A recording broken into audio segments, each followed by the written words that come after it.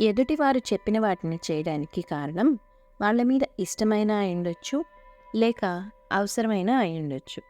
కానీ చెప్పిన ప్రతిదీ మీకు నచ్చాలని లేదు. నచ్చనప్పుడు నో, వద్దు అని చాలామంది చెప్పలేరు. దానికి ముఖ్యమైన కారణం మొహమాటం. నో చెప్తే ఎదుటివారు ఏమనుకుంటారో, హర్ట్ అవుతారని, వాళ్ళ గురించి తప్పుగా అనుకుంటారేమో అని చాలామంది నో చెప్పకుండా తన తలకు మించిన భారాన్ని మోస్తూ ఉంటారు. అంతేకాదు, ఎంతోమంది జీవితాలు తారుమారు చేస్తుంది ఈ సమాధానం.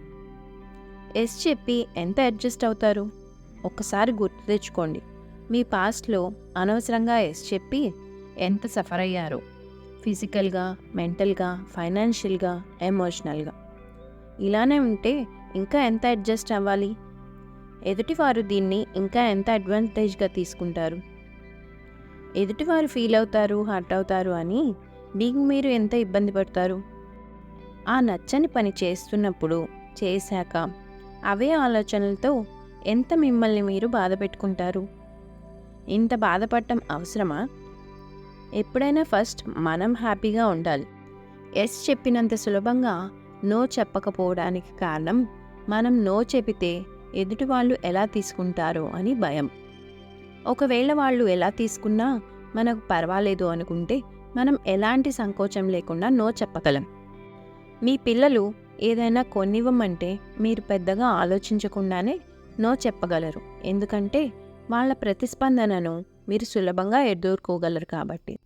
అదే మీ బాస్, కొలీగ్కి నో చెప్పాలి అంటే వాళ్ళు దాన్ని ఎలా తీసుకుంటారో అని, వాళ్ళు దాన్ని సులభంగా తీసుకోకపోతే ఏం చేయాలో తెలియకపోవడం వల్ల సులభంగా ఎస్ అని చెప్పేస్తాం. మీరు ఒకవేళ నో చెప్పాలని అనిపిస్తే ఎదుటి వాళ్ళు దాన్ని తీసుకోకపోతే ఏం చెప్పాలో ముందే ఆలోచించండి. ఉదాహరణకు, మీ బాస్, కొలీగ్ ఒక పని చెప్పారు. మీరు ఏదో ఒక కారణం చేత మీరు చేయలేము అనిపించింది. మీరు డైరెక్ట్గా నో చెప్పకుండా ఎందుకు చేయలేరో చెప్పే ప్రయత్నం చేయండి. ఇక ఆర్థిక విషయాలకు వస్తే, ఎవరైనా అప్పు అడిగితే మొహమాటాలకు పోయి లేవు అని చెప్పలేక అప్పులు ఇచ్చి తమ జీవితం నాశనం చేసుకున్నవారు కోకొల్లలు. తీసుకున్నవాడు ప్రశాంతంగానే ఉంటాడు, కానీ ఇచ్చినవాడు తిరిగి అడగలేక ఆర్థిక ఇబ్బందులతో బాధపడడం కంటే ముందే నా దగ్గర డబ్బు లేదు అని మొదలుపెట్టండి. తప్పనిసరి అయితే ఒక ఫ్రెండ్ని అడిగి అరేంజ్ చేస్తాను అని చెప్పండి. తర్వాత తీరికగా ఆలోచించి మీకు సరైనది అనిపిస్తే ఇవ్వండి, లేదంటే ఆ ఫ్రెండ్ ఇవ్వలేకపోయాడని చెప్పడానికి అవకాశం ఉంటుంది. ఇక ఆడపిల్ల విషయాలకు వస్తే, నో చెప్పలేక అబ్బాయిల వల్ల ఎంతో మనోవేదన పడుతూ ఉంటారు.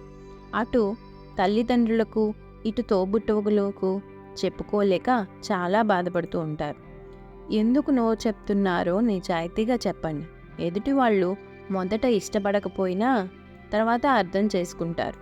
మనకు నచ్చని విషయం ఏదైనా సరే నో చెప్పడం అలవాటు చేసుకోండి.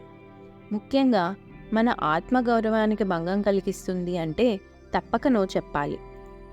ముందు మనల్ని మనం గౌరవించుకోవాలి, అప్పుడే ఇతరులు మనల్ని గౌరవిస్తారు.